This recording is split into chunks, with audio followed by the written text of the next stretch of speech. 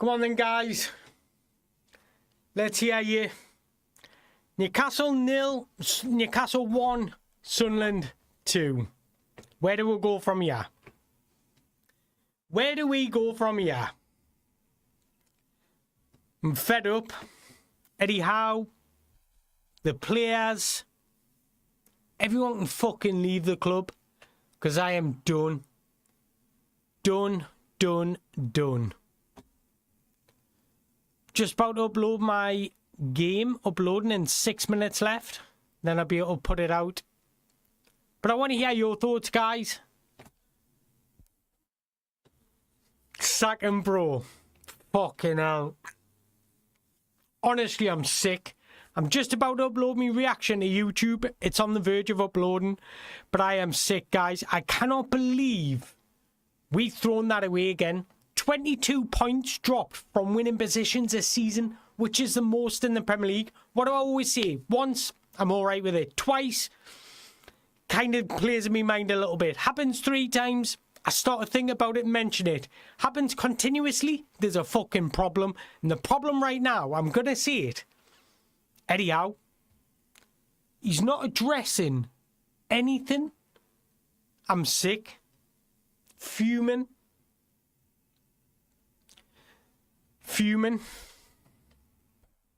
Can't blame PSR today. Exactly. Don't forget, our new sporting director came out in the January transfer window and said, we've got money to spend. Why aren't we helping these players? Why aren't we strengthening our squad? We actually started the game quite well. I actually thought, here we go. We got our noses in front in the first 10 minutes. And I thought, Anthony Gordon, right, he's had his opportunity. Let's prove what he can do as a striker. We got gifted our goal, to be fair. And I'm going to say it, I don't even think we were miles better than Sunderland in that first half. I don't even think that was a good performance. And I actually think Sunderland came to St James's Park and thought, we'll be a little bit compact, not overcommit in the first half. We'll see what Newcastle United have got. We'll see what they're trying to do. And then we'll manage the game in the second half. And then we'll take it from there. And that's what Sunderland did. They kind of taught us a lesson tactically today. And I cannot believe, I've just seen Evermore there comment, utter shambles, mate. We've been, yeah. Do you know what? I haven't yet said, the words haven't left my mouth of Eddie Howe out, but I'm this close. I am this close to saying it. I haven't said it yet, and I've attacked the manager because I think he lacks that in-game management. I think what separates the elite from the good, Eddie Howe's in the good category, he's not in the elite category, and that is one, in-game management, changing the game to your favour. This is why we've dropped 22 points from winning positions. The reason being is because teams can work us out and can tactically adjust to get the better of us, but then Eddie Howe doesn't know how to reverse it, and we've seen it time and time again, and the statistics prove it. 22 points dropped from winning positions. We've conceded the most goals. Sorry, Leeds have conceded 8 goals in stoppage time. Newcastle have conceded 7. Tells you everything. The same patterns are happening and they're not getting addressed. But not only that, I don't even think the players are playing for him anymore. And I think that's one of the worst situations you can get into as a manager, because it looked like, to me, the players are down tools, and I've got no idea what Eddie Howe says in that dressing room at half time. Why, when you go in 1-0 up at a derby at half time, you should be buzzing.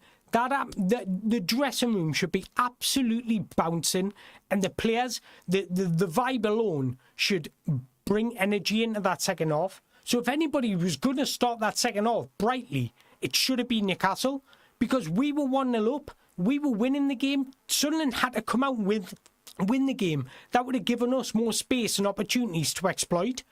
But the opposite happened. But it hasn't just happened once. It's happened time and time again this season. And you can't have 2 piss-poor performances like that against Sunderland and not be called out for it. And I know what we'll get. In the post-match interview from Eddie Howe, we'll get, oh, it's not really us. That performance. Well, it is us, because it's been us all season. Like, be honest, take accountability. Say it hasn't been good enough. Like, I'm done, guys. I'm fed up. Usually, I'm quite a calm person. And that's another point I want to make. Somebody's just said there, Sunderland were missing half their squad. I've just put it in my reaction video. I'm actually just about to upload my reaction video. Let's see if it's ready to upload yet, because my internet's a bit shocking, to be fair. 2 minutes left and I'll be able to upload it. But what we'll hear from Eddie Howe after the half-time team talk, and I haven't heard his comments yet, but I'm assuming Bruno was missing, Tonelli was missing. Sunderland had more quality missing out their squad than we did. Sunderland had half a team. Luke O'Nien has started one Premier League game all season. Yes, he made the mistake, but we didn't really trouble him. Can I just show you one thing? And I put this in my me reaction video, right? Look at this second half statistics. Where am I going here? Sunderland had an XG of 2.26 in the second half. 12 shots in the second half. They created 3 big chances in the second half, and look at us. That is piss poor. The first half wasn't actually that good from us. An XG of 0.84. We created 1 big chance in the first half and we scored from it. Sunderland just kind of thought in the first half, we'll just keep ourselves in the game, we'll just manage the situation, be nice and compact, try and keep ourselves in the game, and then we'll overcommit and try and win the game in the second half. That's exactly what happened. Eddie Howe did not have an idea on how to change that game in his favour in that second half. He was clueless. And that is me being brutally honest. And I'm not one to call out with it. I've just got to text somebody. 2 seconds, guys.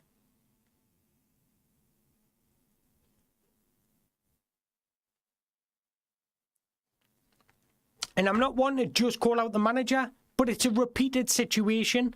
And like I say, Sunderland were missing half their squad, so I don't want that as an excuse. I don't even want we were playing midweek as an excuse, because if you want to be an elite manager, you've got to know how to navigate Champions League football or whatever it is, European football midweek, whether that be Conference League, Europa League. You've got to know how to delegate, manage it, and navigate and understand how to create patterns going into the next game and set a plan going into the next game, depending on how long you've got. Because if you want to be a top manager, you've got to learn that situation. And Eddie Howe just seems like to me he hasn't learned that from the first season when you had Champions League football, and it's a repeated thing in the second league. Because the first game at the Stadium of Light, if I remember rightly, we played Leverkusen away that week, and then we were just piss poor at the Stadium of Light. Played Barcelona away this week, piss poor again today. And like I say, don't let us having a little bit more energy in that first half sway your mind that we were brilliant in that first half. We weren't. Some good individual players, though Jacob Ramsey played well. I thought for the most part, Sven Botman dealt with Brodbury's physicality quite well. I thought Lewis Hall was good, and I thought Nick Valdemar was good. The thing I want to give Eddie Howe credit for, our defensive shape was a little bit different. We were defending in that 4-4-2, which I've been asking for.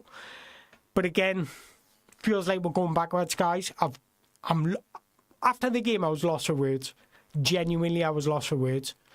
I'm about to upload my thing now because it should be uploaded. So if you want to watch my reaction, don't go yet because I want you to stay in here. But I want to look at some of your comments because I want to see if you guys seen the same as good as I did. Well, the way I did, really. If we get relegated, how is in? Yeah, if we get relegated, we're not going to get relegated, to be honest. But I know Tottenham are playing Forest now, aren't they? I want to keep an eye out on that game. But managerial change in the summer and the start of a rebuild. Like I've said before, and I mentioned it in the summer just gone before the season started, I mentioned that our squad is not being managed properly. No, and do you know what? These links from Bruno to Man United, I wouldn't blame Bruno for leaving. Because we look like we're either stale or we're going backwards. Don't forget, we were incredibly lucky to get into the Champions League last season because, truthfully, that disallowed goal from Villa at Man United on the last game of the season shouldn't have been disallowed. So, if anything, Villa should have been playing Champions League football this season, not us. And I know what's going to happen. We'll keep Eddie Howe. Because we don't have European football next season, or because it's a Conference League next season where we can get away with just playing half-heartedly in, then we'll Who's seen multiple mangoes there? Is it two of it? I'm new to this software, so if it's going wrong, I do apologise. But what was I saying? Next season, we'll probably have a good season because we won't have European football. But I don't want to use that as an excuse.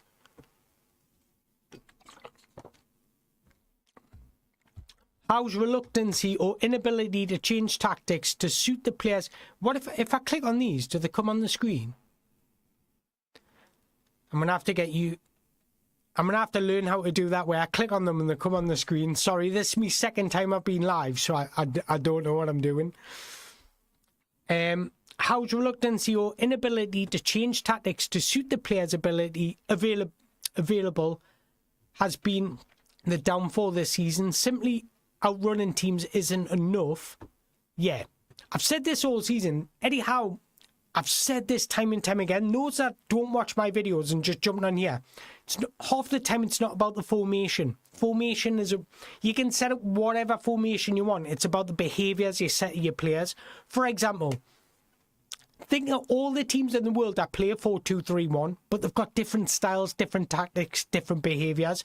You can play Nick Valdemara in a 4-3-3 as a midfielder on paper, but you'd have to set his behaviours to act like a striker, go and support the striker. I don't want you deep in our own half. Nagelsmann said it. Nick Valdemara is dropping too deep and it's not complementing his skill set. Just like Anthony Gordon as a striker, I don't think it complements his skill set.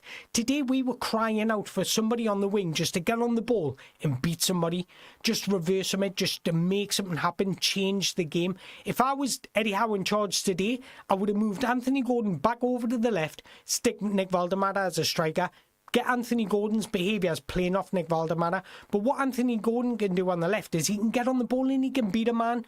Harvey Barnes was non-existent. Anthony Elanga trips over the ball far too often. Yes, he tried and he huffed and puffed today.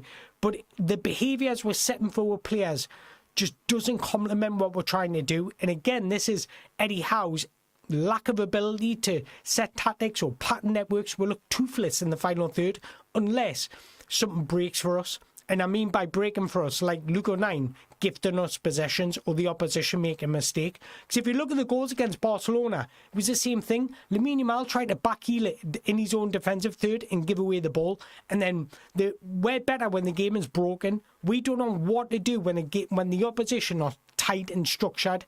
We don't have a clue what to do on how to break down teams, and there's no networks, there's no attacking patterns, there's no chemistry on the pitch, there's no partnerships on the pitch, and it shows. And yeah, it's happened far too much this season. If this performance was a one-off, I'd probably say, look, it was a bad day at the office, but this isn't a one-off. Conceding 7 goals in injury time is not a one-off. Like, guys, help us out here, man. I'm blown, like my mind's absolutely blown. We've got no technique in midfield without Bruno. Exactly. I said it in my reaction video. Sometimes when the game's getting taken away from you, there's a terminology in footballs. You'll hear it if you're ever playing on a football pitch. It's find as a pass. Just take the sting out of the game, control the game, dictate the game. Take the sting out of the opposition. We didn't do that. One thing I do want to do is give Sunderland credit, because do you know their second goal? And I broke this down on my reaction video. I'll show you actually, because I'll still have the screenshots of it. See if I can show you. And I'll show you exactly what I mean. And again, it's players getting in between the lines. And that's something that's happened far too often this season. And we're getting caught for it. Hopefully I haven't deleted it from... So it was this one. Hopefully you can see that, guys. Let me just have a look if you can. Actually, I don't know because you can't look, but... If you look at Siddiqui, right, Xhaka picks up the ball here. Usually what teams do, away in a derby, and it's a last minute, the last thing they want to do is take risks. But you've got to give Sunderland their credit because they took risks. We don't take enough risks. Xhaka plays the ball into Siddiqui. Look at how much time and space he has on the ball. That simply isn't good enough, and that's a structural problem because it's happened far too often this season. You've got Joe Linton, Jacob Ramsey trying to recover. Sorry, that's Joe Willock. Sorry, trying to recover their position. But what does Sunderland have runners off the ball. Look at Talby right next to Lewis Hall, just right of the referee. Talby's running into space. Lewis Hall isn't quick enough to get back into the space. And then he plays the ball in. Let me just load up the second page. And Sunderland get into this position. Talby's just about to deliver the cross. But what do I always say as well? Good strikers getting on the blind side of defenders. Tino Livramento's body shape he has all wrong. He's too square. He needs to be a little bit like facing outwards so then he can see and analyse where Rivalry's going to make his run. But Rivalry's in a perfect position here because he can manipulate the situation because he can run on the left of Tino or he can run on the right of Tino. Tino's got his back to him. So, like, he's out his vision. Tino's got no idea what run Rivalry's going to make, so it's impossible to defend. And Ram still parries it, and Rivalry's there to put it in the back of the net. That's what I'm talking about. Players getting in between the lines has happened far too often this season. And if you can't see the problem, you can't address the problem. If the manager doesn't address the problem, there is a problem. And the problem is starting to be Eddie Howe. And I can't believe I'm saying it because I love the bloke. But I'm saying it because it's happened far too often this season.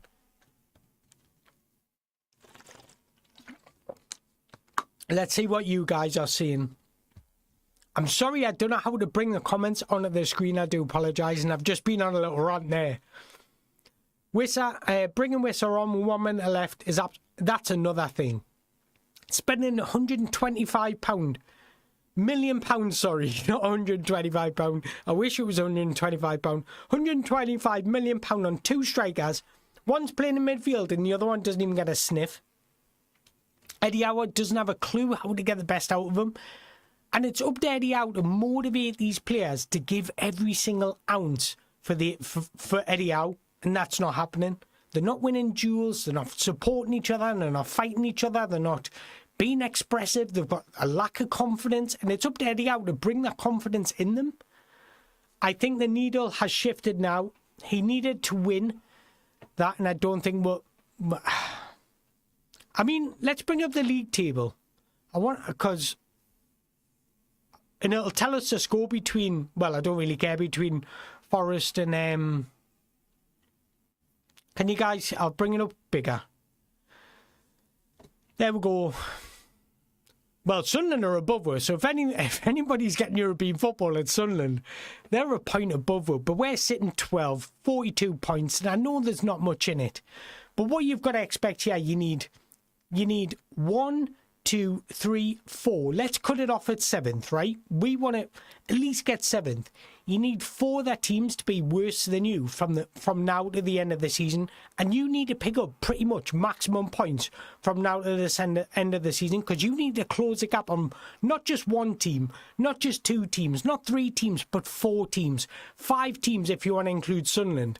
So we need to close the gap on 5 teams. So we need those 5 teams to drop enough points where we're closing the gap.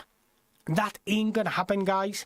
No matter who we've got left, and we've actually got some on paper easy games, but I wouldn't necessarily be confident in winning those games, because Palace away is traditionally a tough game for us. One of my best mates is a Palace fan. He's been ripping us all day as well. Bournemouth at home, Eddie Howe never does well against Bournemouth. Let's be brutally honest, so I don't expect us to win that, even if we are at home. Arsenal away, I don't expect us to win that. Brighton at home. Brighton are one of those teams that it's a 50-50 game. Forest away, they'll be fighting for their lives. West Ham at home, yes, we should win that. Fulham away is a tough game. Fulham have been very good this season.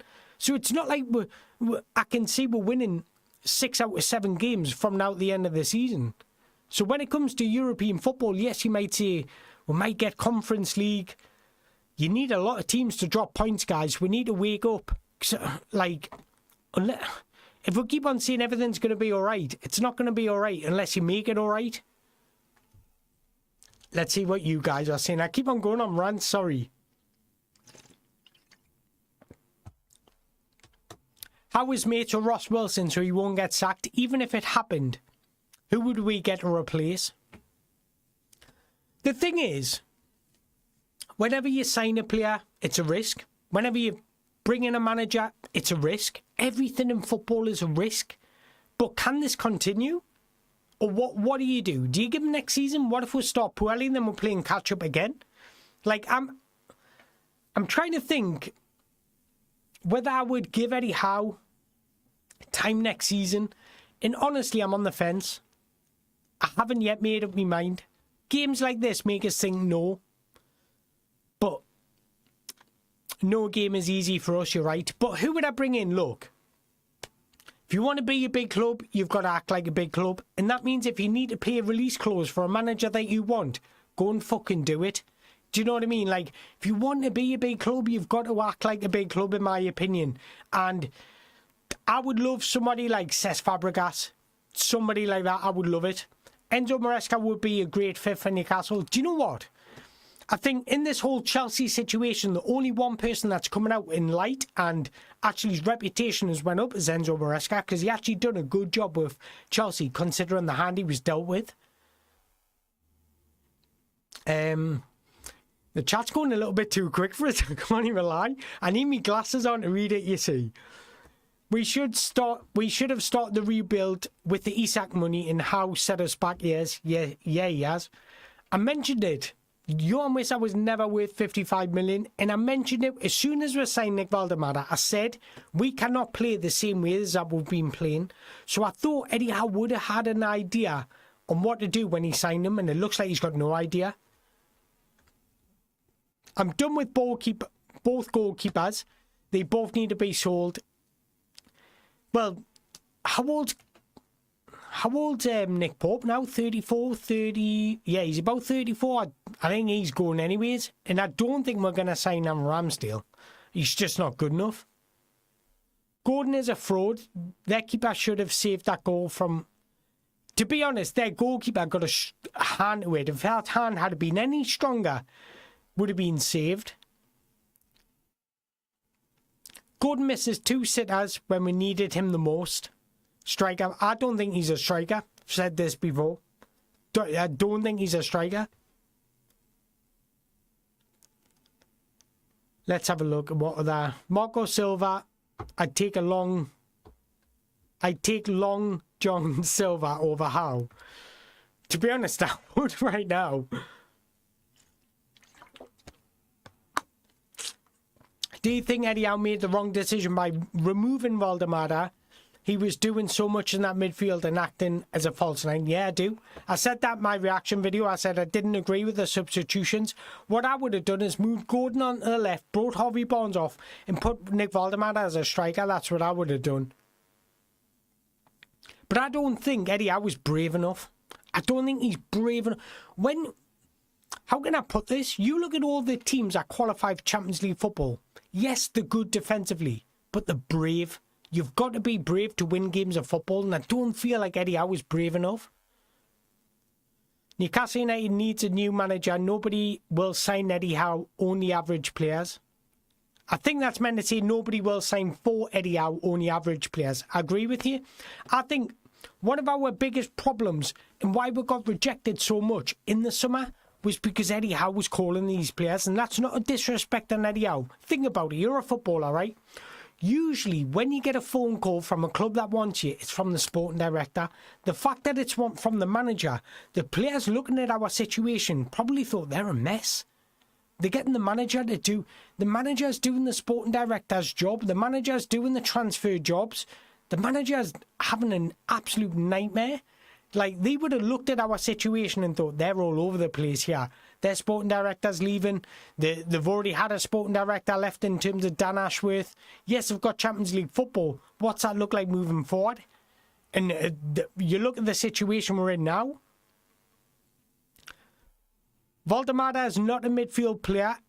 It's like Pep putting Haaland. Yeah, it is. It is. He's not a midfielder.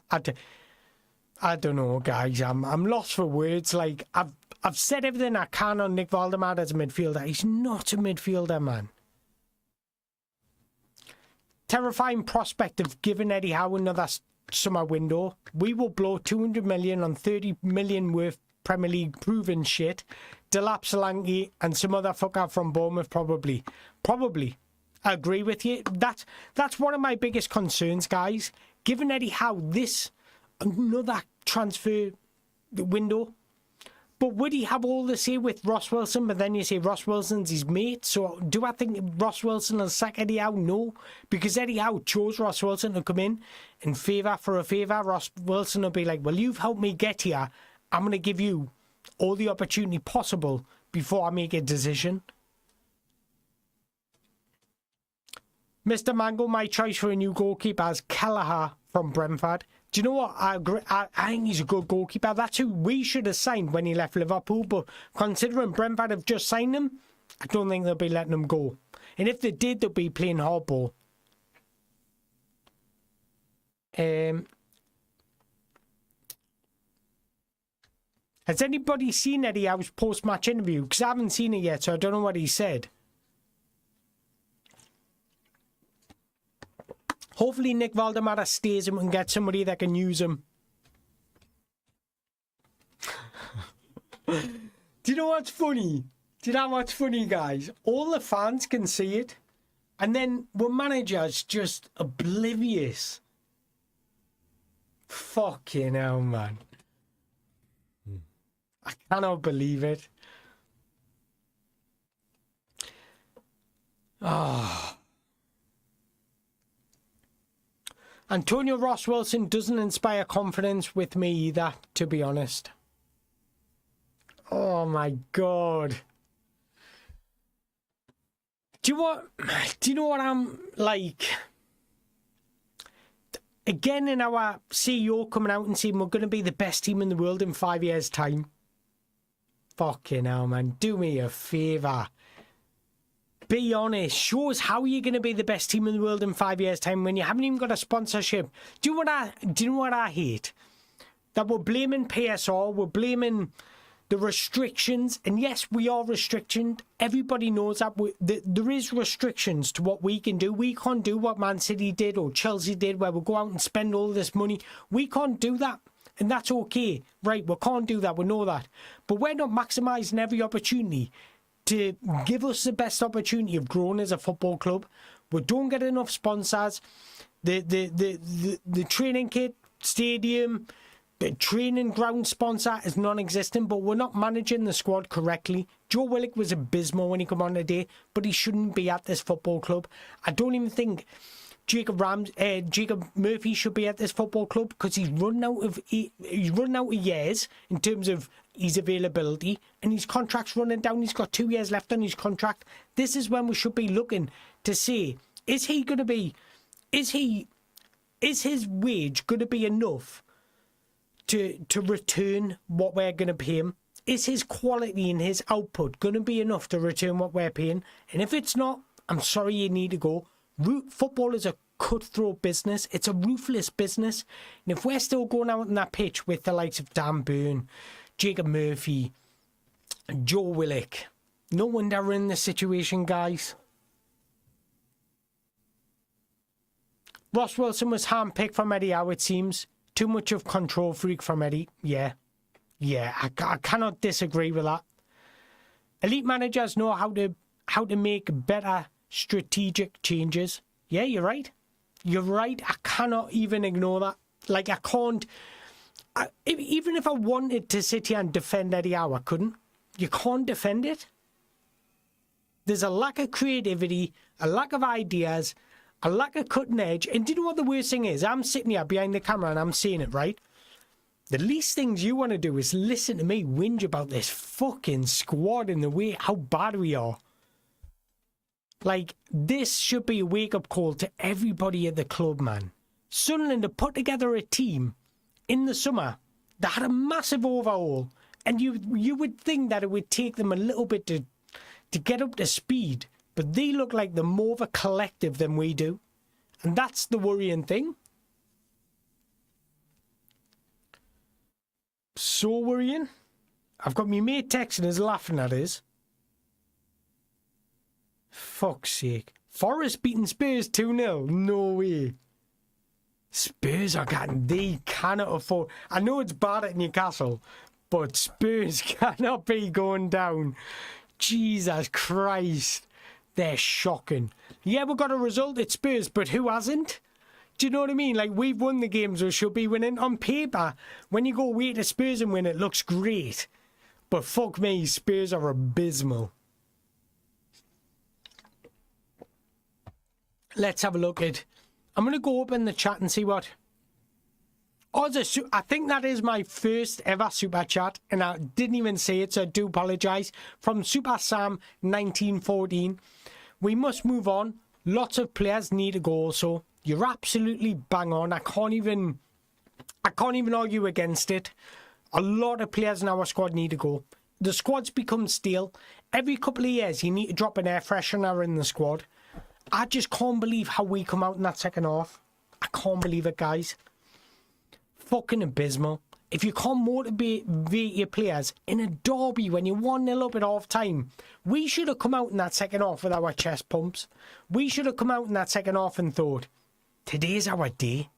We're 1-0 up. Sunderland really haven't created anything. Let's have a go. But we didn't. Fucking abysmal. And do you know what? The journalists will say, it's Nick Valdemara's fault. That's all we'll get from the journalist. Oh, he's playing too deep. He's losing possession. Fuck me, he's taking risks. So if we had runners off the ball for Nick Valdemara, I bet you he would create chances. You can tell he sees the game different than others. Sunderland striker is what we need, causing both of our centre-backs troubles since the beginning. Yeah, he was terrific. I thought... like I say, I'll say it again. I thought Sunderland deserved their win. I thought they were brilliant. I thought first, and for anybody new to this this live, I thought Sunderland in the first half just thought themselves, right, we'll not overcommit. We'll just keep it tight.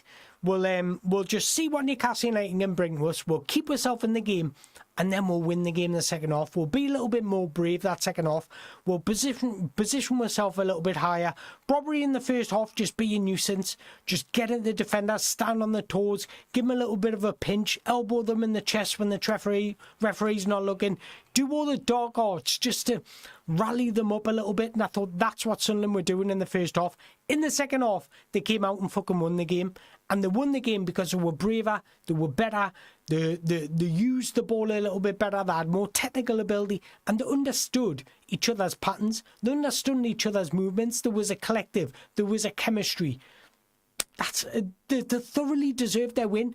And for anybody new, I'll show you the statistics again, because if you haven't looked at them already, go and fucking look at them, because Sunderland in that second half... Oh, I'm on the statistics. Here we go. In that second half, had an XG of 2.26, guys. Fucking wake up. We had an XG of 0.44. Just simply not good enough, is it? Oh, ay. Mamma mia. Let's see what some of you guys have been saying. If we played Spurs today, we would have hammered them. I don't know, like...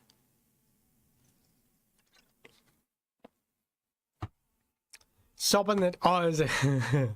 Fair play to you. It's a Sunderland fan, Dan Ballard, in the live. Fair play to you.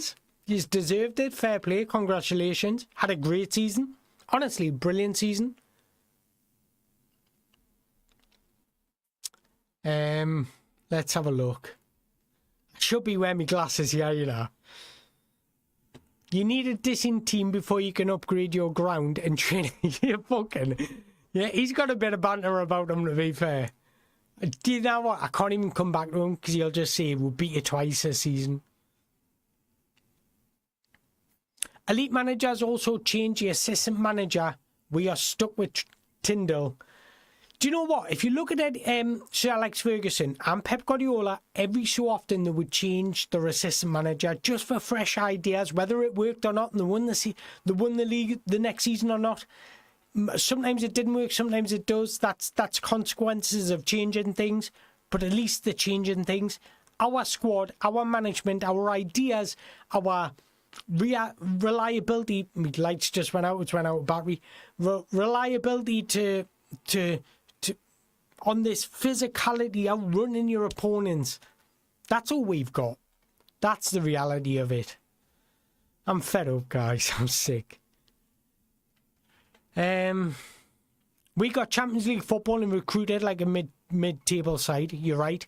Yes, players rejected us, but we didn't sell our project to them, did we? We can sit there and say that Man United are a bigger club, which you are. Liverpool are a bigger club, which you are.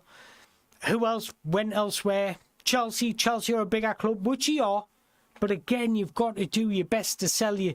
And if you don't have a sporting director in, if you look like a mess off the field, why on earth were the players coming to you? They wouldn't.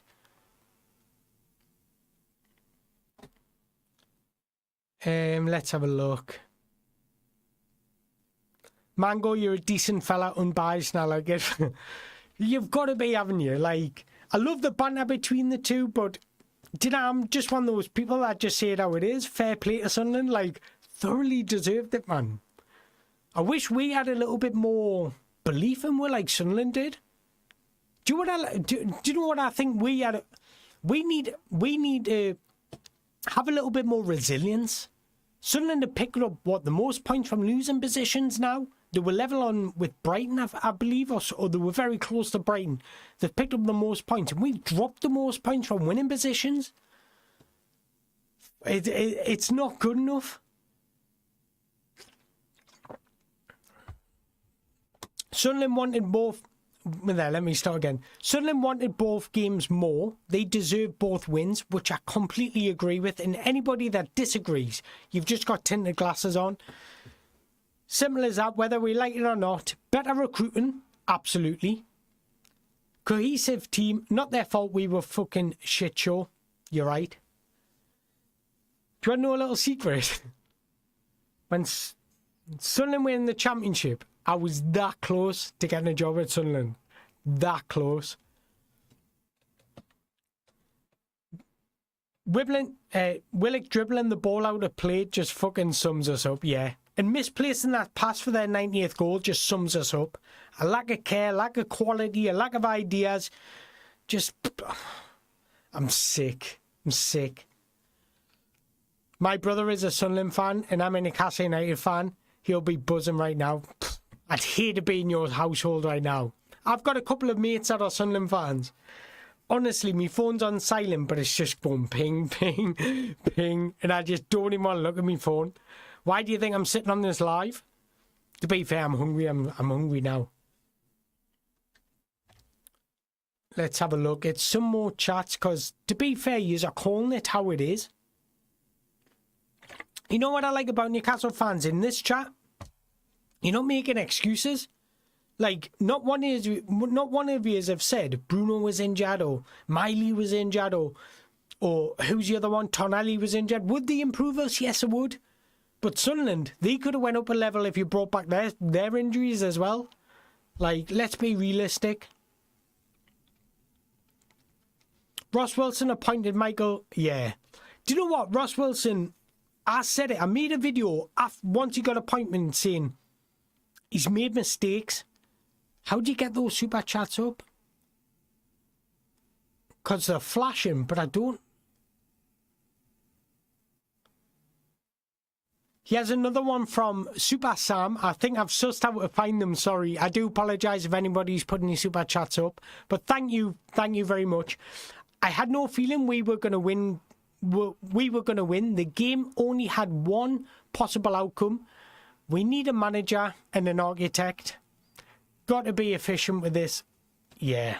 The thing is, because of PSR restrictions, we cannot afford to make mistakes. And there will be mistakes as we go. That's natural. You won't get every signing right, and that's just the way life is. Like, in life, you won't get everything right. The people who make mistakes. Mistakes happen. You make the wrong decisions.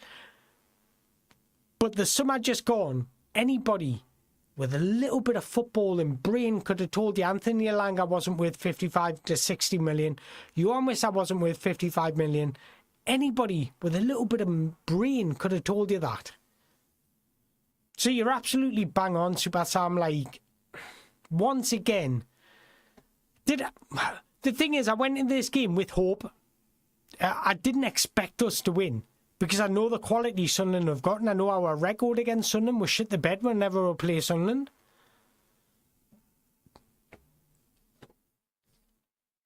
The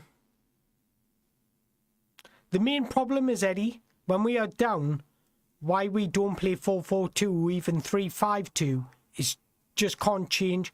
I disagree with the 3-5-2 because Eddie Howe sets us up in a 3-5-2 a bit different to what other teams play in a 3-5-2. He sets up far too defensively in a 3-5-2. We've tried it before and we'll create absolutely nothing. In a 3-5-2, we're more like a 5-3-2. That's the difference. So I disagree with the 3-5-2. Don't give the Eddie Howe those ideas.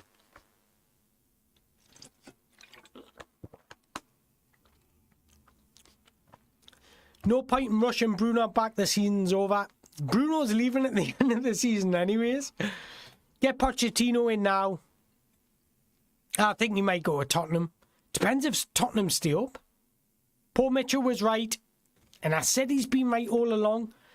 The transfer strategy is not fit for purpose. We've only got runners in our squad. Bar Jacob Ramsey and Bruno a little bit. And Nick Valdemara. The rest we've got no idea.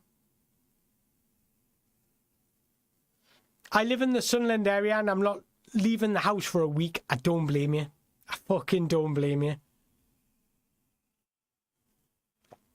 I'm a Macam, but I've just subscribed. I appreciate that. Honestly, everybody's welcome. Like, I'll say it how it is. I'll say, and do you know what? I've actually got a couple of Macams that do subscribe to my channel and they comment on some of my videos and they do have a little bit of banter. They laugh at us when we lose, but they're also quite respectful. Honestly, join. I'm buzzing you've subscribed, so I appreciate it. Can we give Howe the ideas to resign? I doubt he'll resign. He's got too much of a payout to resign. Would you take Jose Mourinho? Do you know what? Jose Mourinho is 7 games away from going unbeaten with Benfica in the league. Jose Mourinho is not a bad manager, but he likes the dark arts too much. Even Tonali isn't playing his best position. I agree. Like, where do we go from here, guys? Where do we go from here? Alanga plays better on the left. He has played on the left, to be fair. Don't forget to smash those likes. I didn't realise how far likes go on YouTube. Likes are so important on YouTube. So every video, every live, please, I don't ask enough, to be fair. Like, I'm not one of those guys to sit there and be like, smash a like button. But if you want, do it. It's free to do. I appreciate it if you do. Eddie Howe nearly ruined Elliot Anderson as a player. I want to show you one thing. Because people were saying to me, I said Eddie Howe, I said that Elliot Anderson would never get to where he's got if he had stayed in Newcastle. And I genuinely believe that. Let me just bring up the desktop. Because I want you to look at how Eddie Howe was using Elliot Anderson while he was at Newcastle.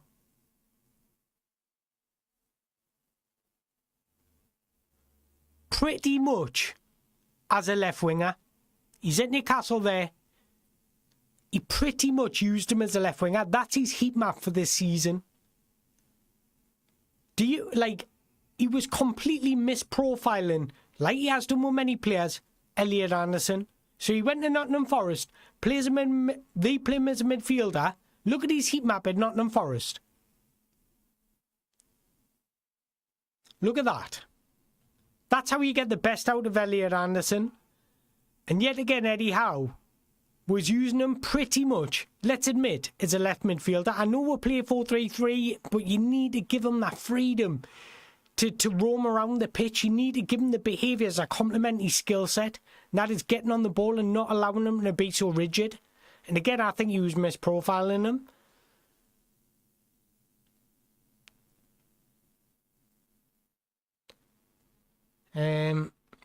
Paul Mitchell doesn't have much we could actually listen. Yeah, Paul Mitchell doesn't have a lot in terms of what he did at Newcastle United, but his record speaks for himself. Before he came to Newcastle United, he did absolutely wonders with Monaco. Like, he made them so much money and put them on a level that they haven't been for years. So his body of work shows that he is a good sporting director, in my opinion. But I don't even think he had much say in those three youngsters coming in. I don't even think he had much say in any players coming in, to be honest. Because I think Eddie Howe just overruled him.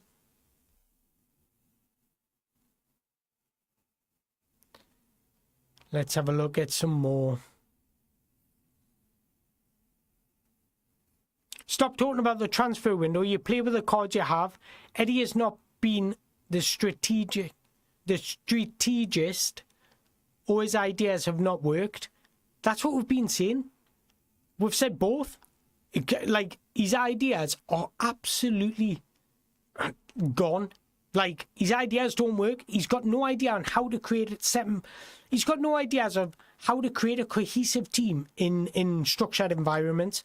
Like, when Newcastle United do their best work in broken play, that means when we overturn the ball and we can break on the opposition, when the opposition aren't in their rest defence, that's where we do our best work. So when we play with pace, we're a lot better. If we need to manipulate situations and break down the opposition and set attacking patterns where you're putting the opposition in uncomfortable positions to create space for himself, Eddie Howe doesn't have a clue. That is exactly what we've been saying. But this conversation has went from that to the transfer window. So I have said all that. You guys have said all that. It's not just me. I want to give you guys credit because you guys have said it as well. Mango, it's over. Close the shop this season. Build again for next season. I know that. Yes, we do need to, but you can still criticise how the season's gone. Eddie Howe is on Sky now. I would love to play it in this, but I'll get done for copyright, so I can't. I'd love to sit there and listen to what he's got to say with you guys, but I don't think I can. Unless...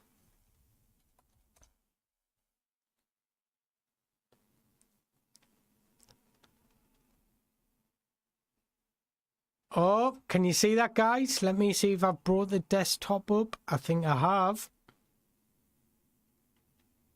Here we go. Very painful for the supporters. They're the ones I'm thinking of. Very little to use as an excuse. We expect to be criticised, so I do understand the reaction at the end. I'm fully committed to the job. I'm disappointed with my delivery today and this week. He's taking a little bit of accountability. So, because he said my delivery, not the player's delivery, because usually in this situation he would say the player's delivery. Today was even tougher than the Barcelona, which I agree with. Actually, I don't know, because conceding 7 goals is an embarrassment.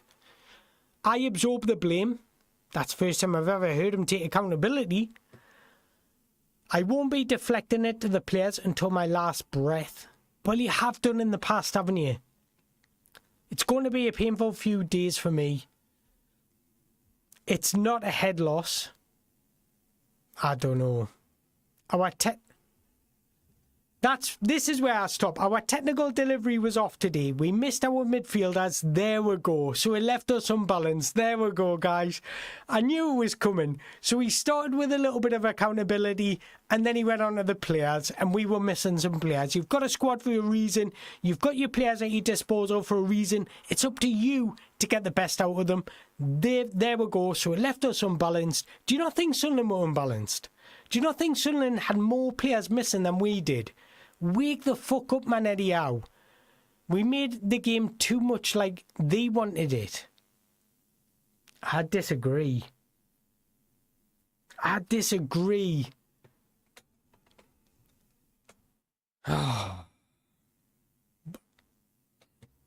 Like, I disagree, man. Fuck me. What can I say to that? Takes accountability at the start, but then he pushes it onto the players towards the end of the conversation because that is media trained. He leaves off, he lets a last thought being about our players that are missing. That is him being media trained.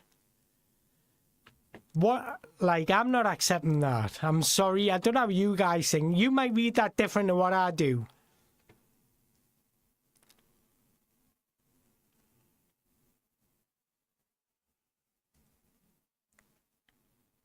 I would love, says Fabregas.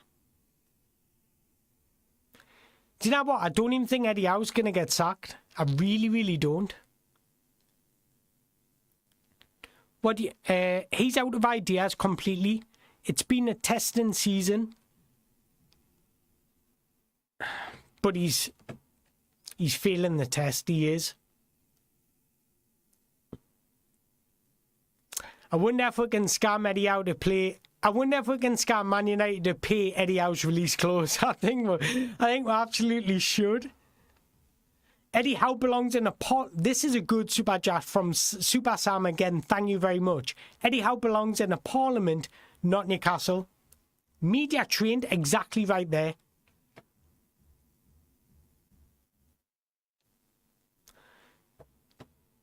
Wait there. This comment here, I wish I could bring it on the screen. From Fox, from MTLPH Found. To be fair, Mango, what is Eddie supposed to do? Criticise his players in public. He's not blaming the players, but his technical...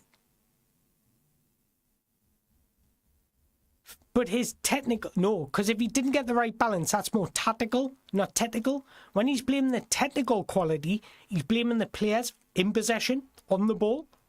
The tactical quality is a tactical side of the game. If he had to use the words tactical, not technical, then I'd understand he's blaming himself for getting it wrong. But he's not. And the fact that he goes on to say, we were unbalanced because Bruno Tonali were missing, is putting it on the players, kind of. Am I reading that wrong? Sunderland were also unbalanced. So I'm not having that as an excuse. And he is putting the player, he's not blaming it on himself in that. Let's read it again.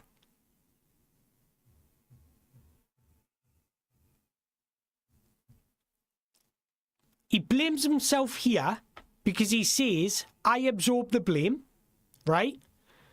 Our technical delivery was off today. That's putting it on the players, not himself. If he had said, I tactically got it wrong, that's putting it on himself.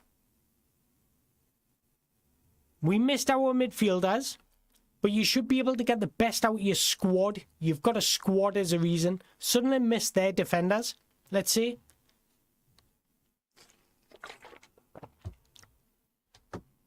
So, tell me, guys, am I reading that wrong? I could be wrong, yeah. But I don't think I am.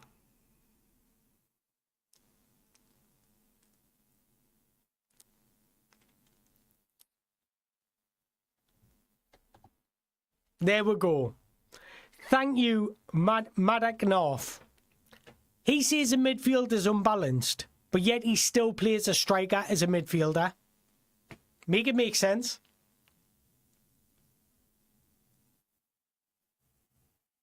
Make it make sense. But again, that's just half of his post-match interview. There's probably more to it. So I can only judge off what I'm reading there. So, like, take it with a pinch of salt. But he's not putting it down to tactics or his inability to get the best out of the players. He's putting it on the players' technical quality. That, to me, is putting it on the players. I don't know how you read that, guys. Like... So, yeah. Where do we go from here? I think I've said everything I wanted to say in this live. I think I'm going to start doing a lot more lives. And they'll probably get a little bit better as I learn how to navigate things. Because this is only my second ever live.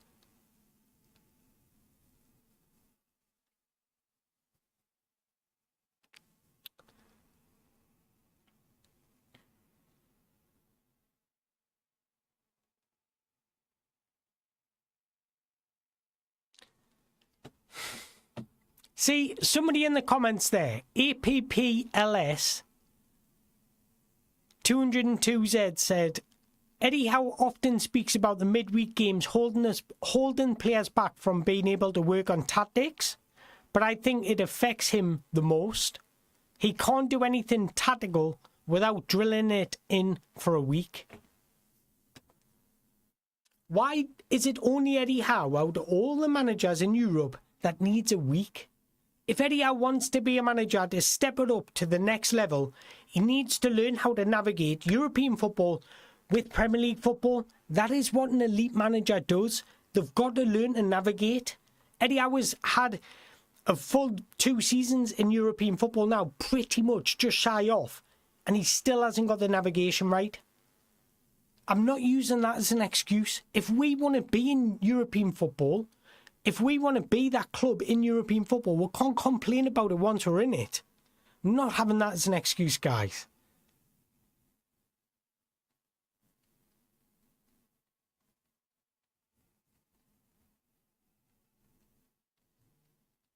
I'm not having that as an excuse. Sorry.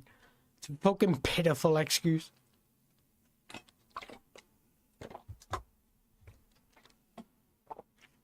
Oh, you're saying he's limited. Sorry, I read that wrong. My apologies. I agree with you then. I agree with you. My apologies. He ignored old small squad and kept giving us old player extensions, and he can build an 11-man squad. You're right. We've got a small squad. The sporting director and the CEO said we had money to spend in January, and then Eddie Howe comes out and says we don't. There's players available. Go and get them. Be the bigger club. But what I would respect, right?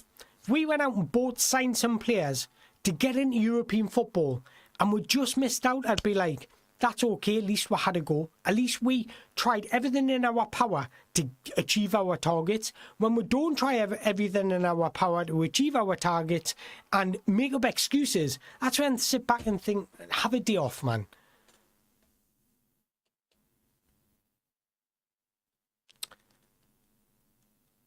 Let's have a look.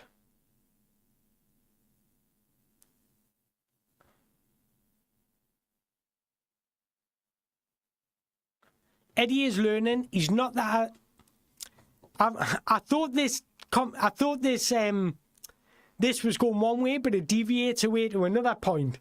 Eddie is learning. He is not at the level of Guardiola. So I thought you were going to defend Eddie out here. Let's be honest with ourselves. Eddie took us to a point. Now we must pivot with different leadership. I'm starting to agree with you. I've never said Eddie Howe out, but I'm starting to fucking agree with you. He's getting sacked in the morning. You lot said last May. 6 easy points anymore. Predictions. Fuck's sake. We've got another mark. I mean, no, I said it before to you, man. Fair play. Fair play to you, man. Who is scouting players for us? Eddie Howe? Eddie Howe and his little army is scouting players for us.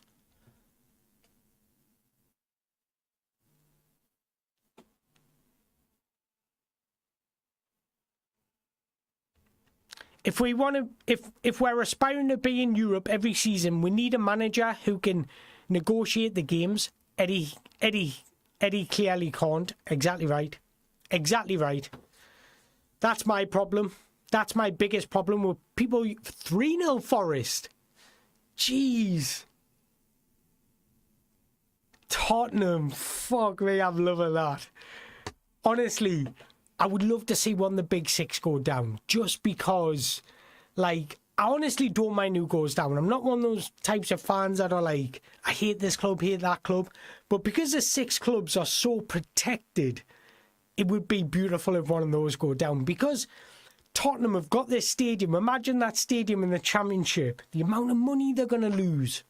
Jeez, we can go and get Bergvall. Go and get Bergvall now. Think he'll spark some creativity in our midfield. John Wayne could be available. Do you know what? I can't even banter these Sunderland fans because they could just laugh at me at this moment. Oh. Antonio, what do you make of the introduction of Zono Morgan? I don't like it on set pieces. I don't like it. And I'll tell you why, because one, football nowadays, footballers don't seem to have the art of understanding body positioning.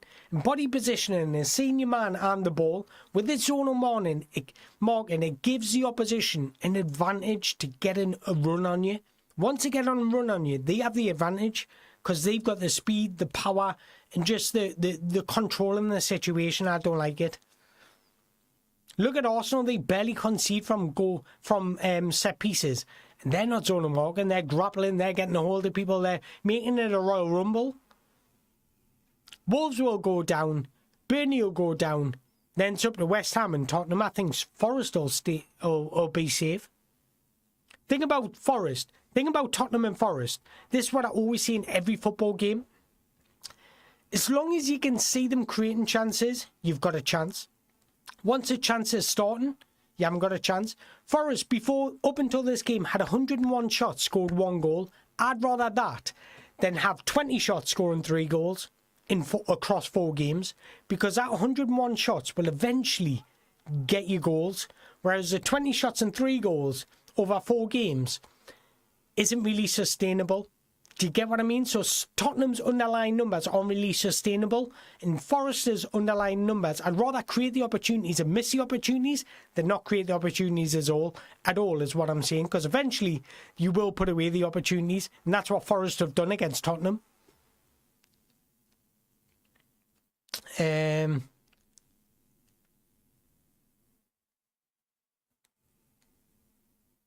Our defences become from top to bottom. You're absolutely right. We had one of the best defences in the league, and that was getting us points at the beginning of the season. And in 2026, before the Barcelona game, and since that game, we've conceded 9 goals. Before the Barcelona game, we had conceded the most goals in Europe's top 5 leagues than any other team in 2026. That's a problem. Now we've conceded 9 more. The margin's even further. We've conceded the most goals in 2026 than any other side pretty much in Europe. That is fucking shocking.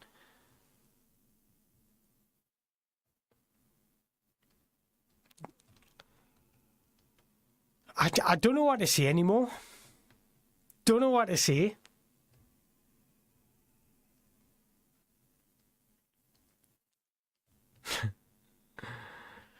We're a sinking ship. We are.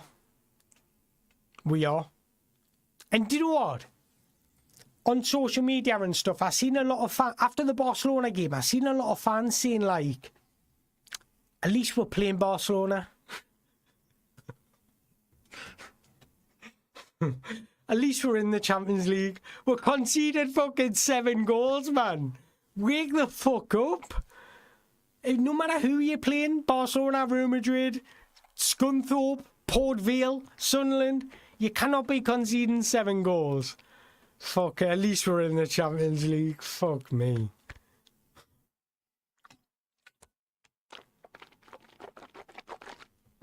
One thing I will say, and I'm going to end on this. Good times don't last forever. Bad times don't last forever. Will we have an improvement? Probably not till next season. We'll win a few games from now to the end of the season. We'll have good moments. We'll have decent performances. But if you look at over the course of this season, tell me one game where we've really been dominant. Probably Everton. But I look at that Everton game, which scored 2 set pieces, and Everton looked that we probably caught Everton on an off day. That's how I'm starting to think about it now.